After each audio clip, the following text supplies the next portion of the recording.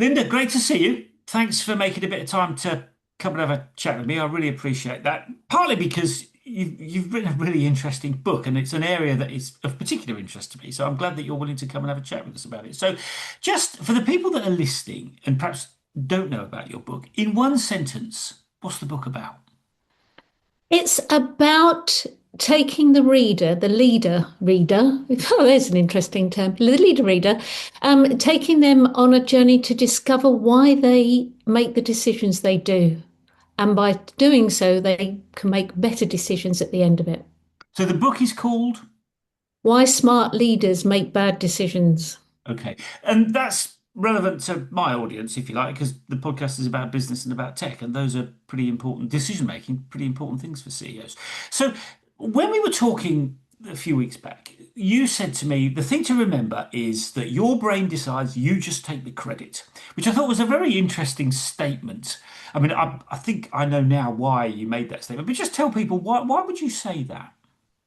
Well, my research is all about unconscious processing. So this is right in my sweet spot. I was awarded my doctorate 18 years ago, and I've Wow. only just started talking about it, which is Right. bizarre. But basically, what it is the unconscious brain, the unconscious mind, makes decisions up to 10 seconds before we're consciously aware of it. So what we do is our brain, with all of its amazing history of everything that you've ever done, all those unconscious memories we've locked away, all of that stuff we've locked away, actually that's driving your decisions on a minute by minute Right. basis. It's the sort of thing when people just they make a decision because it feels right, but they don't know why. Yeah. Or they make a decision and it feels wrong and they don't know why. That's what's working. But what we do, once it becomes to our conscious awareness, which is up to about 10 seconds later, is we then justify it. Yeah. And the more intelligent we are, the more capable we are of justifying bad decisions. So That's let what. me just so I've understood this correctly, right? So what you're saying is there's this big gap between an unconscious brain making a decision and conscious brain catching up and then justifying that decision. That's one part of it. And what you're saying is that that process leads to people making bad decisions. Yes, Yeah. well, it does, yeah, because basically in the unconscious mind is all the biases, all of that stuff going Yeah. on. And we're not listening to the other signals we've got in our body, the visceral signals, the somatic markers, as Damasio would say, neuroscientist Damasio. It's all about those sweaty palms, that gut-wrenching feeling, that dry mouth, that just those physical feelings that we get when something's a bit off, and we ignore them because we think, oh, that's just anxiety. Oh, yeah, I'm just too busy. Oh, yeah, yeah, excuse, excuse, excuse. But if we just give ourselves a few minutes to notice it and actually question it, explore it, we actually will make better decisions because when we can start to recognize and become more aware of the things that are influencing our unconscious thinking. So what you're touching on there, again, just to clarify, you're touching on the kind of thinking fast, thinking slow area. Is that fair? It's fair, except there is a difference. Kahneman is an excellent book, and the architecture of how we think is what he talked about. I'm talking about why you are making your decisions. That's the difference. It's why you are doing it, and that's what we work through in the book. Okay. So talk us through those two bits then. So talk us through the unconscious bit and how that works, and then talk us through the reasoning bit, which is how you justify the. I mean, just talk us through in a bit more detail how those things work. Okay, if I said to you, this A4 sheet of paper is the unconscious brain, it's everything that goes on below conscious awareness. And there's also in this piece of paper your conscious brain. How much do you think is your conscious brain, percentage wise? What percentage of this piece of paper is your conscious thinking? Oh, I'm going to get this wrong. It's probably, I don't know, 10%. Okay, I'll show you. We are visual, aren't we? Everybody can Yeah, see yeah, this. yeah, Oh, yeah, good, good, good. Sometimes when I'm into this audio as well, so I've been just checking. Okay, it's that much. wow, that's extraordinary. So what you're Yeah. saying is that the conscious bit is minuscule. It's the unconscious bit, it's all of the rest. It's all of that. And everyone thinks, oh my gosh, it's that messy stuff. It's not messy. It's not Freud. It's not id. It's not ego. It's not anything like that. This is all of the things that have gone on in your life locked away below conscious awareness. And that, all of that is what's driving the little dot. Okay. And that's really important to understand. Yeah, It's because the critical point you're making is that the unconscious piece is a really, really, really big influence. That's what you're saying, isn't it? Yeah, let me give an example. Actually, Kahneman and Klein, they're two neuroscientists who have not always agreed neuroscientifically, and they've sometimes researchers spend their whole lives arguing about a point, which is, makes me Mm. smile. But they actually agree on this point very much, in that there was an example years ago of a senior fire officer who was went to with his team, and they were all men on the team. They went to into this factory, and there was a chemical fire in this factory. The senior fire officer was outside, and all the men were inside fighting the fire, and they were on the radio talking. And all of a sudden, the senior officer said, "Get out, everybody out now." And they went, "No, no, no, it's all right. We've got it all under control." I said, "No, get out now. Mm. It's an order." So they all ran out, and the last person ran out. As they did so, the building exploded. Now, this was all, it was in the press, it was in the media, it was all, my goodness me, it was on UK television I years ago. remember it. Yeah. Mm. And they were, it was all like, well, what is that intuition? How come, what does this mean? And the psychologists were trying to work it out. Everyone was trying to work it out. And after some examination of the event and talking to him, that sort of thing, they discovered that when he was a junior fire officer, he attended a fire under the same circumstances, Mm. and the smoke had behaved a certain way. And his unconscious memory picked up the way the smoke was behaving in this latest scenario. And he had no idea he did it. He didn't know, but his unconscious memory alerted him and to danger, massive Mm. danger. And he saved everybody's lives. So basically, what that tells us is that we these feelings we have aren't woo-woo. Mm. They're actually real stuff. They are real markers of our physiological markers of stuff that is really relevant. And Kahneman and Klein have agreed that if you are in a situation where you are well practiced or an expert in what you do, you can rely on that information Yeah. more, that so-called intuition, than you can if it's a novice or novel rather Yeah. situation, which makes sense, doesn't it? Yeah. I mean, I'm not that's saying that, go on, sorry, sorry. I'm not saying there's no such thing as intuition because that's still out for up for grabs Mm. in the debating societies. But oh, I wish there were more debating societies, but that's another point. But the what I'm saying is that it's science. I'm talking about real Yeah. science here, Yeah. and that's necessary to say. Yeah. And for people that aren't aware, it's Gary Klein, isn't it? And it's that Yeah, example is from the book yeah. about insights, isn't it? How people develop insights. And because I remember that actually, I mean, I remember reading about it well, watching it on the news, but also in the book, it talks about the over time experience enables you to build those insights, doesn't it? Because they're built on those sorts of, I mean, that's a very good example of where that kind of insight comes from.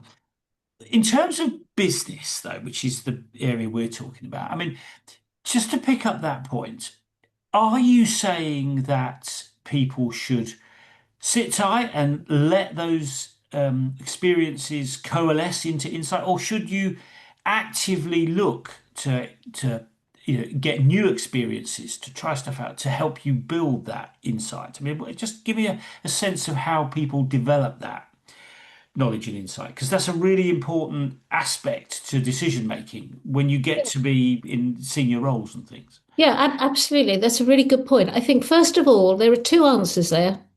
First of all, that don't contradict one another, by the way. The first one, we have to learn to notice. Yeah. That's the most important message here, is learn to notice when you get that feeling that you've hired the wrong person. Notice when what's going on? Why is it we're failing all the time? This particular team aren't working, firing on all four cylinders.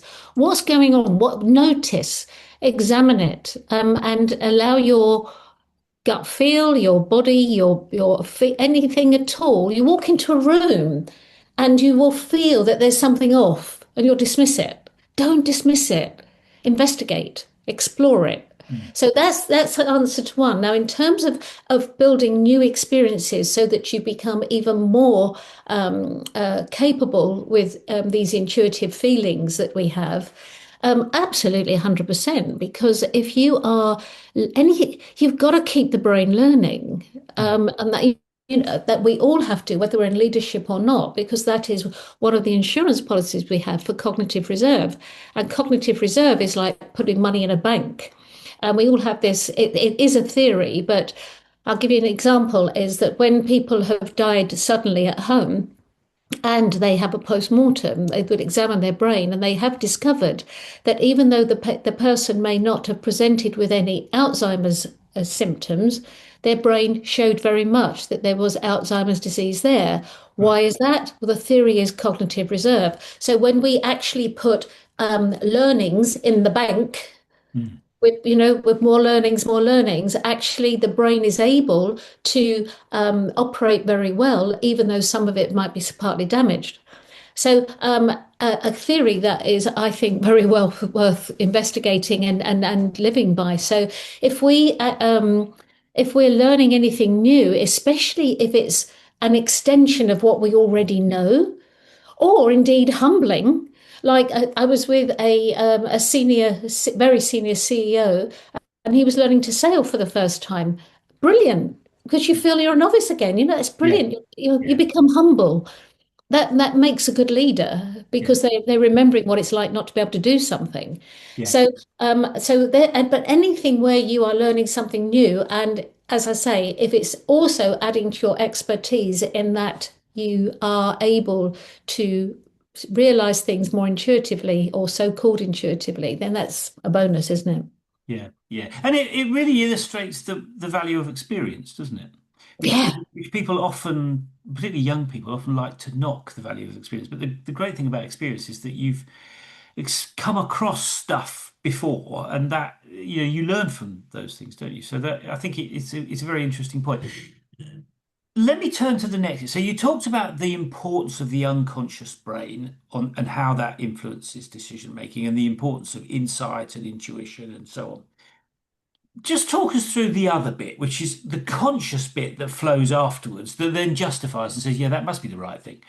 And it's the right thing because, I mean, just talk us through how that works. Because I don't think a lot of people recognize that process actually. Well, conscious thinking in neuroscientific terms means what you're aware of, Mm. what you're paying attention to.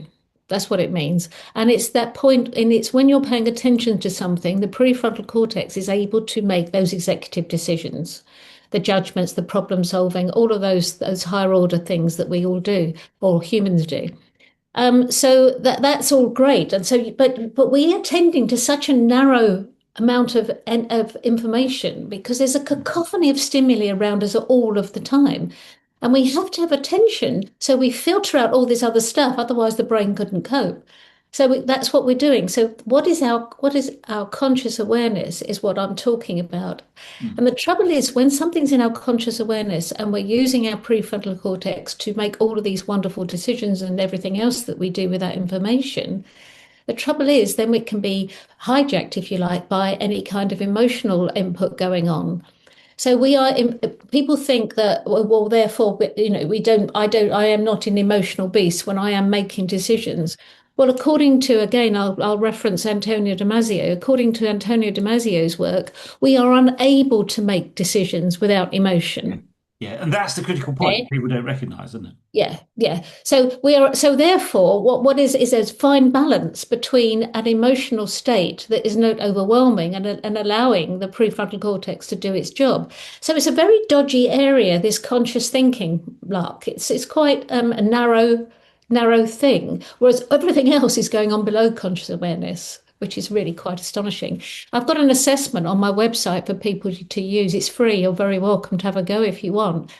But there is an issue with it in that I'm asking people to self-report, to examine what's going on in the conscious, but I'm bringing that to their conscious awareness.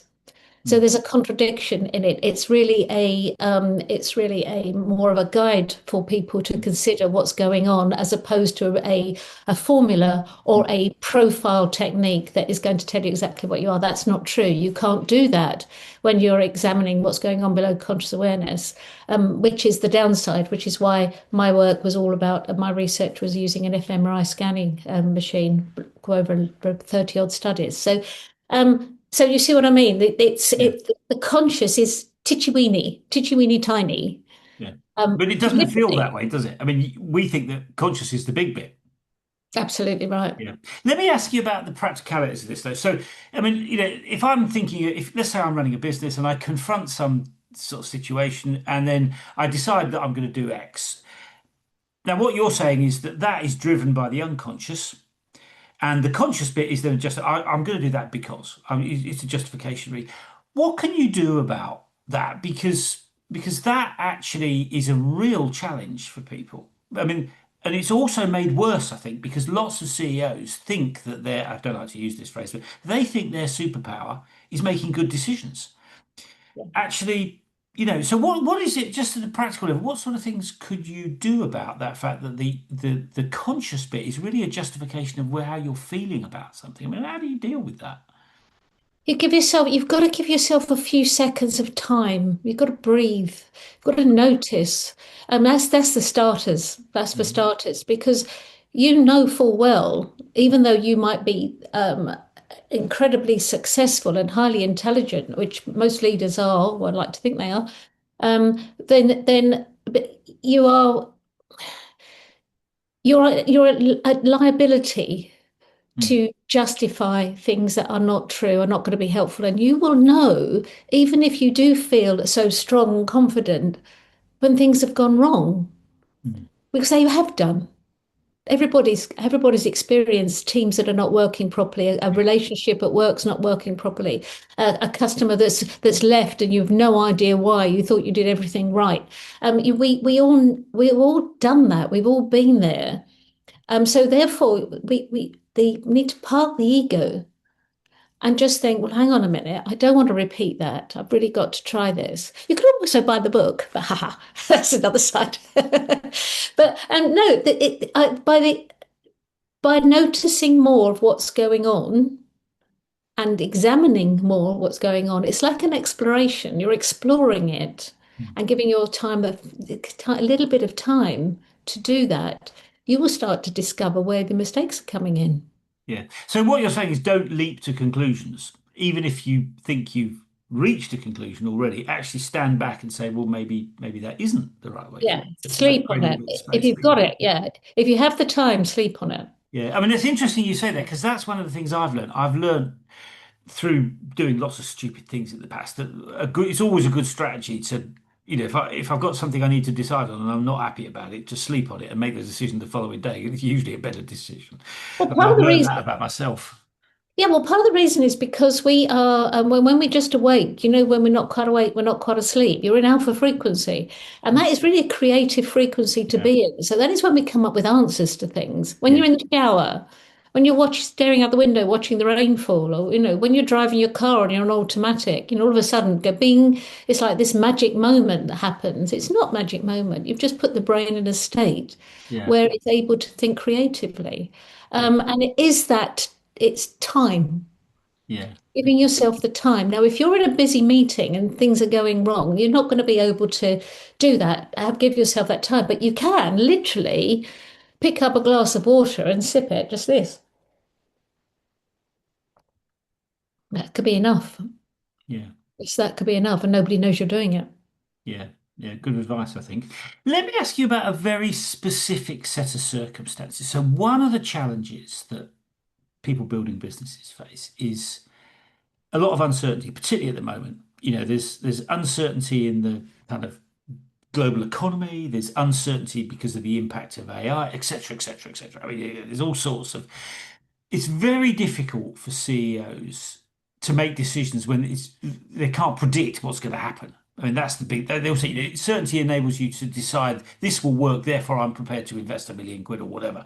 They're always looking for certainty. And then the other thing that I'm interested in is one is decision making when you're facing uncertainty, but the other one is when you're facing fear. And what I mean by that is, if this doesn't work out, we will go bust. Those kind of fears that play in the back of people's minds. And CEOs obviously carry all those things on their shoulders and makes decision making, if you like, even more precious. So it's not just the kind of unconscious, it's the I know I've got to get this right. I don't know which way to jump because it's very difficult to predict what's going to happen. I mean, what's your thoughts on the things that you've been talking about in the specific context of uncertainty and fear? I mean, what's your feelings? What are your thoughts about that issue? That's a really good question. A lot of people I hear say the brain doesn't like change. It's not true, No, I know that. Yeah, right? It is change. It is change. It's like you being in a traffic jam and you're at a standstill, the engine's off, you're on one of the motorways, it's completely solid, and you're late for a meeting. So you're on the phone. I'm sorry, I'm really late. I'm stuck in a traffic jam. I'm going to be late. You are the traffic jam. yeah.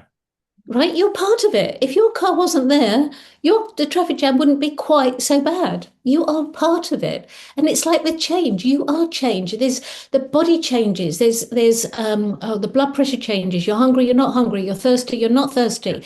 The new synapses, the dendrites, everything, the new neural pathways, everything. We are change.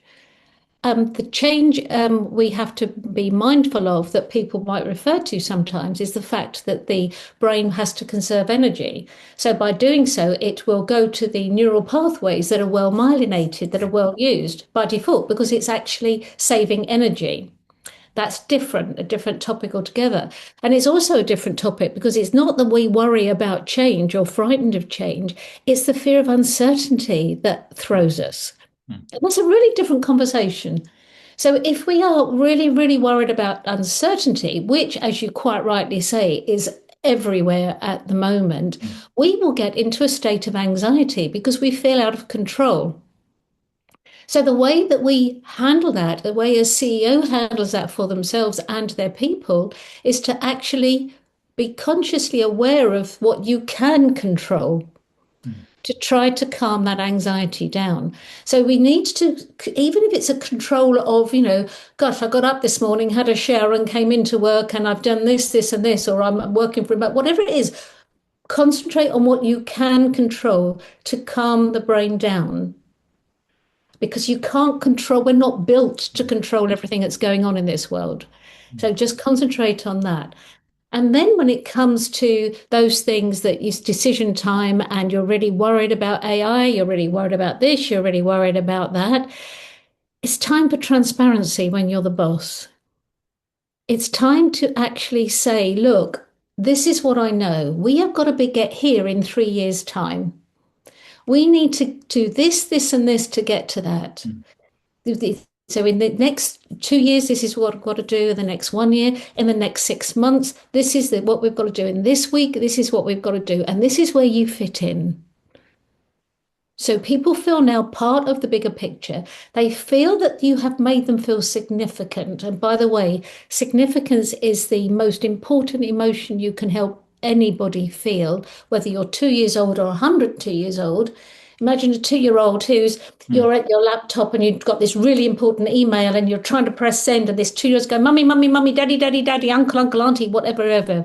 No, no, no, no, just a minute. Let me just press send. Let me just no, no. Just bend down to the child and say, what is it?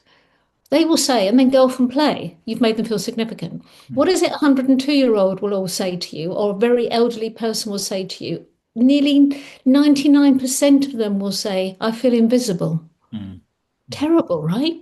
mm, So it's our job to make people feel significant. It's a CEO's job to feel significant. And the way you do that is you get them in on the story. You get them to feel ownership and control over something in their lives so the uncertainty isn't so mm, bad. And they feel important enough, valuable enough, valid enough to that you've spoken to them in such a way that they feel, right, okay. And you all of a sudden you've got it, and you can actually say as a CEO, look, I know this much, but I don't know about this. Any ideas? mm. So Ask them. just to clarify things, so I want to make sure that this is so in terms of dealing with uncertainty, what you're saying is focus on what you can control. Yeah, And I mean, I think that's a really helpful, tool for people, if you like, because it's very simple, isn't it? If I'm facing all these things that are going on, there's no point worrying about them. Focus on what I can do. That's a really great piece of advice because that is a big issue for a lot of CEOs, particularly. I mean, I talk to lots of CEOs that you can see that that's a challenge. But what you're saying is it's a very simple solution. Focus on what you can do. Focus yeah, on the things you can control. That's a great piece of advice. And then the point about fear is you're saying be transparent about that.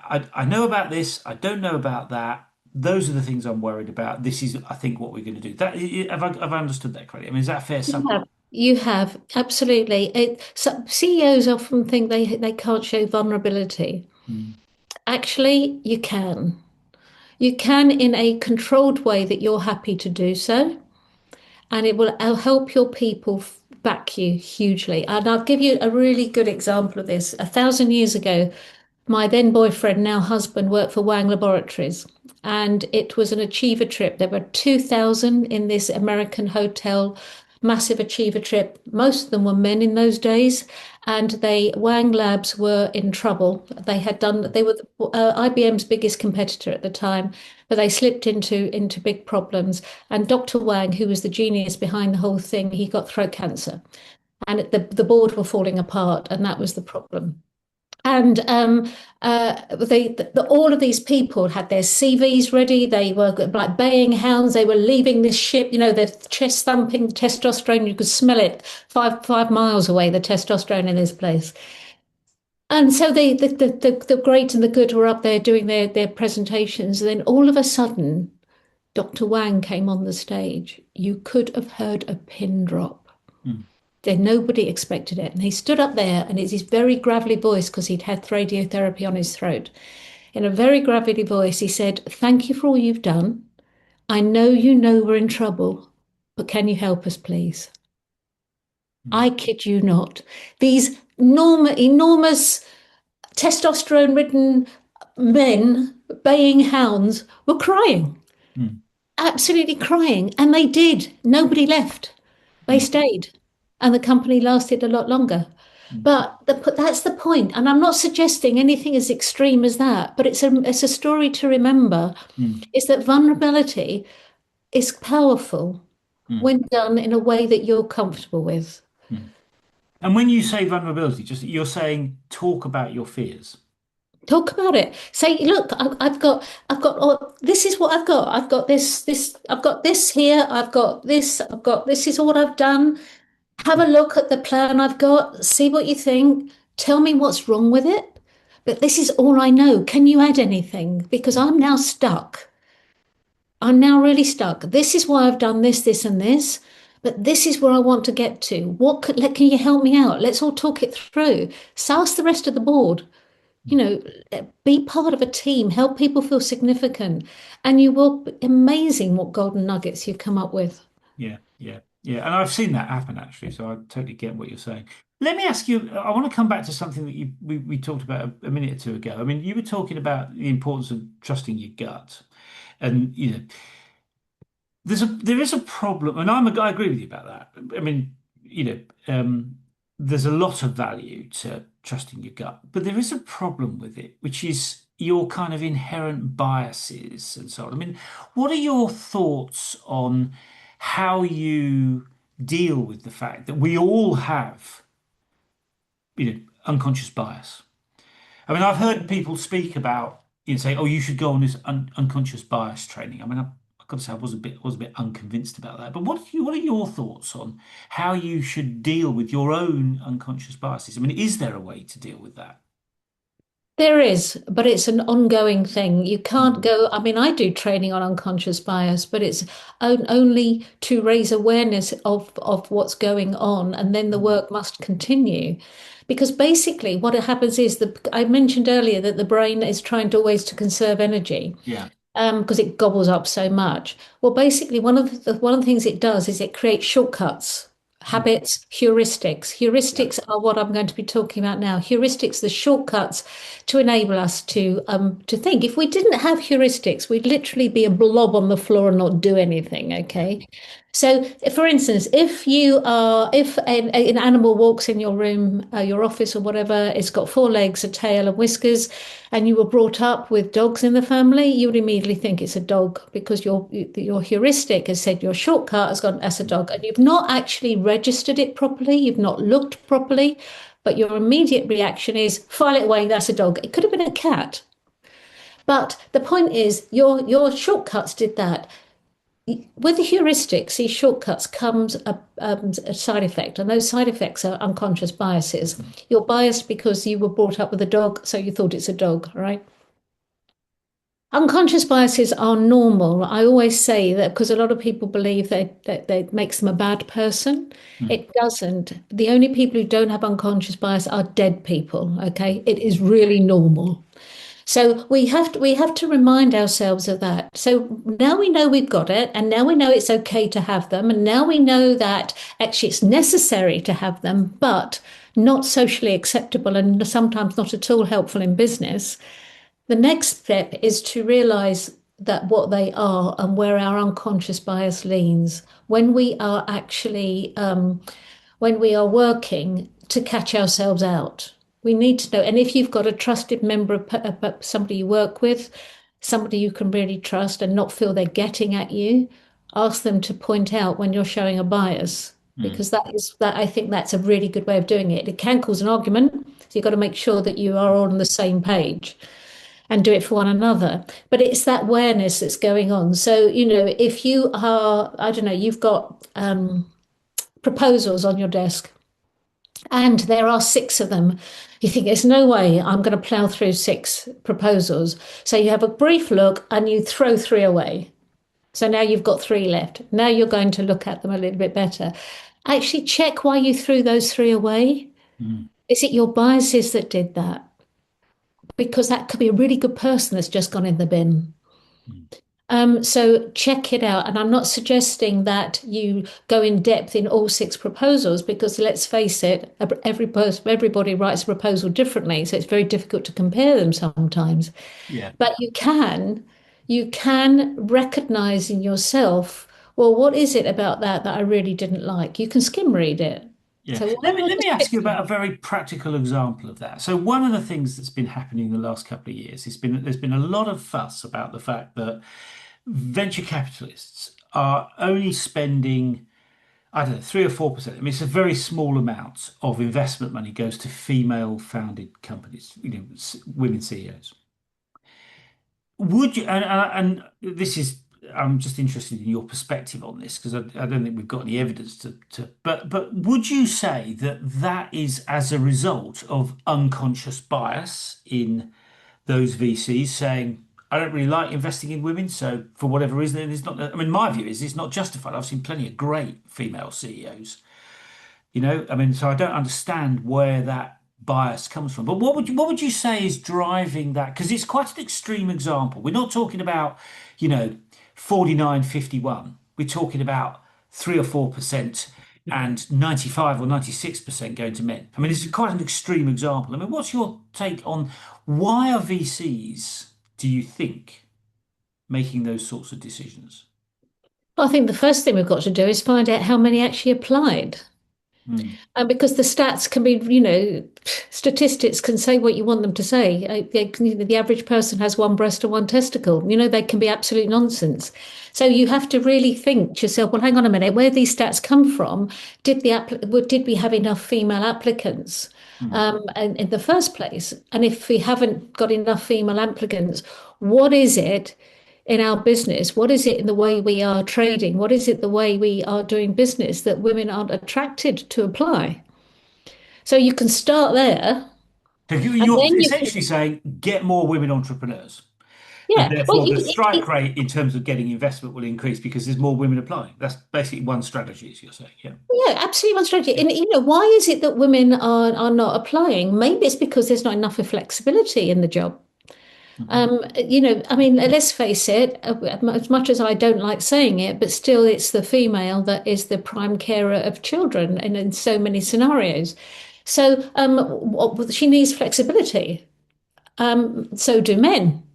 So do men if they have got children. So do men. They are in the sandwich generation of elderly parents to look after, and the pressure's on. And you've got, the kids, the teenage kids. There's a lot of pressure going on outside of work.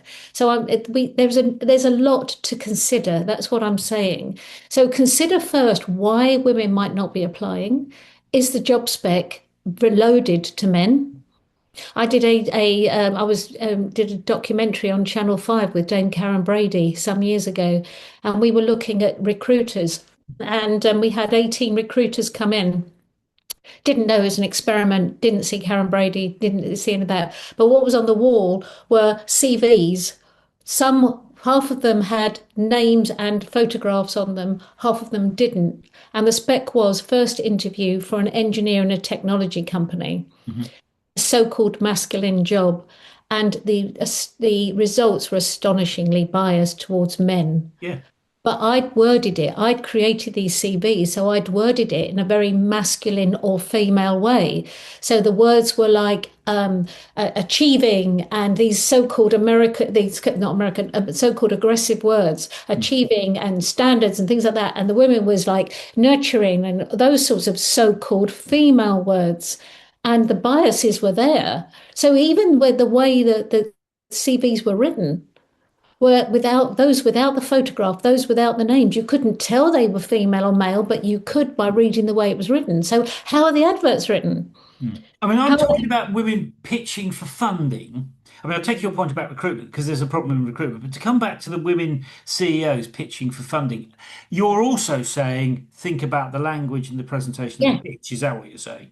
yeah, definitely. Think about the language. Is it so-called, and I don't like this doing this thing, but I just did, so-called male language or female language? What is it? What's going on here? Are your biases the way you've written stuff to start with? And then you can start to consider from then on, say, well, okay, if we can increase the amount of females who are applying or whatever they're doing, then what am I doing in my interview techniques? Yeah. Am I paper sifting according to the language? Or am I actually, once I'm face to face with them, using my biases? And that's where you really need colleagues on a panel who can say, oh, you just did this. And you just did that. Just because they went to the same university to you doesn't mean they're great people. They could be absolute jerks because you would have had jerks at your university. So, It does, so just to clarify, what you're saying is that VCs should be a bit more conscious of their own bias. That's what you're also saying. yeah. Oh gosh, yeah. So Yeah. it's the system of the biases Yeah. and the individual and Yeah. their biases. You can't expect one to operate well without the other. Yeah. So you need to look at all of it. Yeah. Yeah. I mean, I think what's interesting about that is that there is an element of incentive there because if, as an investor, I mean, I'm an investor. As an investor, you want to invest in the company that will do well. Yeah. And you're looking for a CEO that will enable that company to do well. I mean, it's not the only thing that matters in a company, it's pretty important. You're looking for a good team and a great piece of IP and all the rest of it.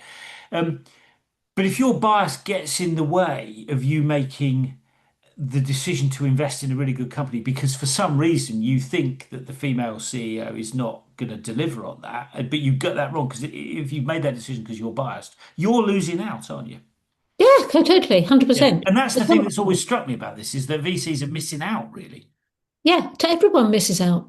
Yeah. The investor and the company and everyone is missing out because of biases, and so that's why it's exceedingly important to understand yourself. It's self-awareness. Let's face it. Yeah. But it's also about, I mean, what's interesting is also, you've also talked about how having a mechanism to expose those things, somebody to say to you, actually, maybe you're being biased here. There Yeah, might be a different way to look at this, is what you're also saying, isn't it? And that only happens if you're surrounded by people that are willing to say say things and express an alternative view, isn't it? that's where it comes in when I talk about making people feel significant, because that's when you start to build trusting relationships at work. Yeah. And you can therefore And if you've shown a spot of vulnerability as well, of not knowing an answer to something and going to the table and saying, I need some help here, then you will find that the relationship shifts, and you have got those business relationships whereby people can be very honest with you and you with them about things like bias. Yeah. And in fact, it's very interesting you say that because I think those open relationships, if you like, where people are willing to be honest with you, are actually the most powerful ones. But they're also the most difficult ones, aren't Yeah. they? You know, because if there's one CEO and they've got, you know, 1,000 staff or whatever it is, and they're all being open with you about their thoughts, that can be pretty intensive. So it's a good thing, but it's also a tough thing for the one person that has to deal with that, which is usually the CEO. Let me just move on. I'm sort of conscious that I want to move on to a slightly different subject. So one of the other things we talked about previously was the role that kind of inherited patterns play in the way people make decisions, which kind of goes back to what we were talking about at the beginning, actually, about, the role that the emotion plays in guiding decision making. I mean, how do you, well, first of all, explain why inherited patterns have an impact on decision making, just to just talk people through that, and then also perhaps what we can do about that, because I've certainly seen that in myself. So it interests me particularly. So what's your take on that? We will have inherited patterns. We will create patterns again for efficiency. Mm, We are a prediction machine. The brain predicts constantly. Again, that's to conserve energy. So it's predicting. So if you're in a relationship at work, and you are talking to somebody, and you are saying something you normally say, mm, your brain is predicting their response. Sometimes they don't even get to finish a sentence, and you've already answered again because you know what they're going to say next. So the brain is constantly predicting. If you change the way you speak to somebody or they speak to you, your brain will go, oh, update information, update information. And so you then update your prediction machine to be able to predict the next conversation that you're going to have with that person. Brilliant, absolutely great. It works really nicely. But does it work efficiently and effectively? Efficiently, it does, not effectively necessarily, because you're in this loop, mm. this prediction loop of actually not looking at things slightly differently. Because you are getting your strokes. You're there. You go. I'm right, aren't I? Yes, you're right. Off you go. Toddle toddle, and you go and do your thing. It's not challenging enough sometimes in the nicest possible way. It's not challenging enough to rely on your prediction machine in like that. So it's those inherited patterns that you have created that are really easy to work with on most things, but for something very important, you've got to be a bit more blunt and a bit more brutal. Okay. So, and in terms of how you create a system, if you like, to do that, I mean, how would you do that? I mean, in practice, A system to to change. enable that to happen. I mean, how do you build that into the way things work? Okay, well, again, it's self-awareness. Honestly, Paul, self-awareness is probably the biggest lesson there is ever. Okay, so being self-aware of the patterns that you've created, and you would have created them because of ease and because of efficiency. That's what you've done it for. Mm, And those patterns will be from your experiences. Like, for instance, when the brain is influenced in three different ways. Then the brain's wiring is, and it's soft wiring I'm talking about, not the hard wiring that we're born with, the soft wiring, which is what these patterns are. Soft wiring is from the bottom up, which is our DNA and our immune system. People say, well, I can't change that. Well, actually, you can. Epigenetics shows us that we can change the way our body and brain reads our DNA. And our immune system, we can change by the exercise, the drinking, the water, and all the things we know about. Then you've got the top down influences. That's all about our emotions, our thinking. That yeah. will influence the way our brain is wired. And we can change our mind, right? You can change the patterns, you can change them all. And then you've got the stuff on the outside, the environment and the social upbringing. That influences the way our brain is wired, soft wired. So basically, we are able to change all of that if we so choose. Our Okay. brain changes our behavior changes our brain, which is the name of my company. So, brain and behavior. So, it's this feedback loop constantly, Yeah. constant. So, if we have got patterns that we are self-aware enough to recognize that they're not as effective as they could be, change them. Yeah. So what you're saying is it's a conscious decision to say I want to change that. That's the key. Yeah, Yeah. yeah. I mean, it's rather like I mean, many years ago, I trained as a social worker. You'd probably be surprised to hear that. But one of the things that there was a joke, which was how many social workers does it take to change a light bulb? Well, it only takes one to change the light bulb, but the light bulb's got to want to change. I mean, that was the gag, which I've heard that other clinical psychologists have the same joke about clinical psychologists. I mean, I never had a career as a social worker, I might add, so I was never very good at it. But but it's what the critical point is that you can choose. And to come back to your point about self-awareness, understanding that you need to change is the self-awareness piece, and then choosing to do something about it is the decision. Just talk us through what you can then do. I mean, how can you, let's say you want to change the way you do some of those things. I mean, just give us some practical ideas about what you could do about that. Okay. You have a behavior that you realize isn't working, the Hmm. way an interaction with somebody, let's say, Yeah. the way you're interacting with somebody, you could actually play a game. You could make it fun for yourself. You could actually play a game and decide that next time they say something to you and they're expecting the normal predictive response, you go, I'm going to change this. And I go bang, and you say something really off-piste. And they Right. go, whoa, where did that come from? Right. You know, well, why'd you say that? They say, I don't know. I'm just fed up with this. I think, we're not actually investigating our conversations better. We're not actually getting as far. So I've decided I'm going to just do something different and say something different. What about you? Mm. So just to summarize, so what you're saying is if you don't want to play the game, don't play the game. Yeah, Yeah. Okay. I get that. I get that. yeah, It's a yeah. really interesting point that. Um, yeah. Okay. So, and just a couple of final questions before we wind up. So, I mean, decision making, absolutely central. I mean, it's foundational to building companies.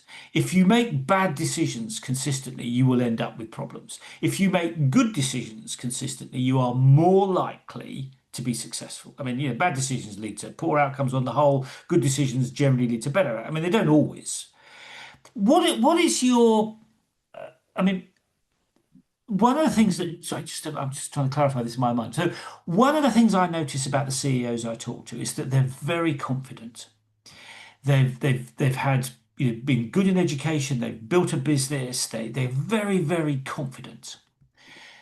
Some of them, not all of them, some of them are also very self-aware, but not all of them. And I think my feeling is that the problem there's a kind of a tension. I mean, maybe I've got this wrong, but there's a kind of a tension between being super confident and very self-aware. I mean, what's your take on the how you balance that? Because you can't really be a CEO unless you've got a bit of oomph and a bit of confidence and a bit of willingness to take flack and all the rest of it. But equally, being self-aware, a lot of people don't think that that is necessarily the most important thing. I mean, what's your take on that sort of challenge and that sort of tension in terms of how people think about the job? Well, let's give an example of cultural differences. I was working with a Japanese company not so long ago, and the quietest person around the table was the CEO. He didn't say anything much.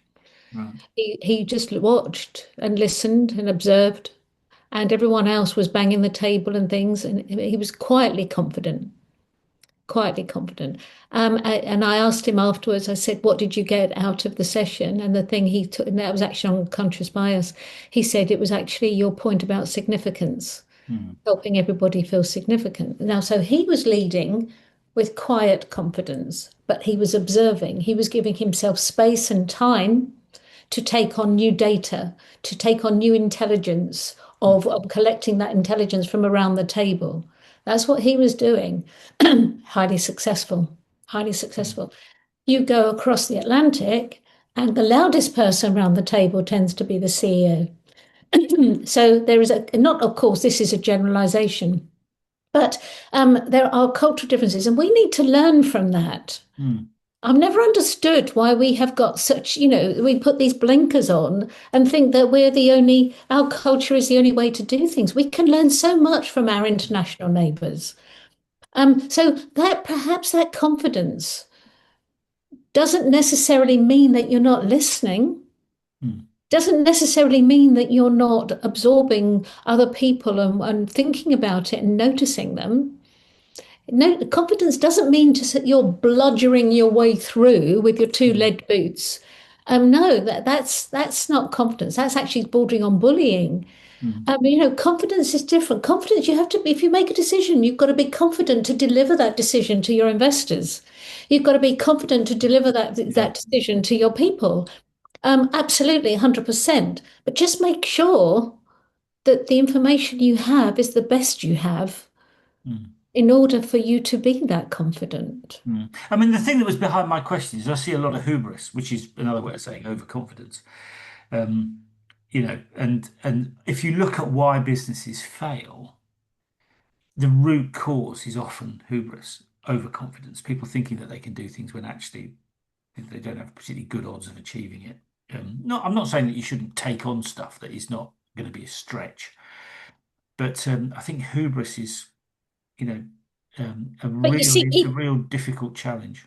people self-perpetuate hubris Yeah, because they surround themselves with sycophants, yeah, right? So, they will tell you if you surround yourself by yes people, and people will keep giving you strokes of saying how absolutely wonderful you are, hubris will absorb you yeah, and spit you out when it's finished with you. You'll be nothing but this withered up shell after that. Hubris is so destructive for everybody. yeah, So be careful who you're hiring. You don't want yes people. You want people who are going to challenge you sensibly.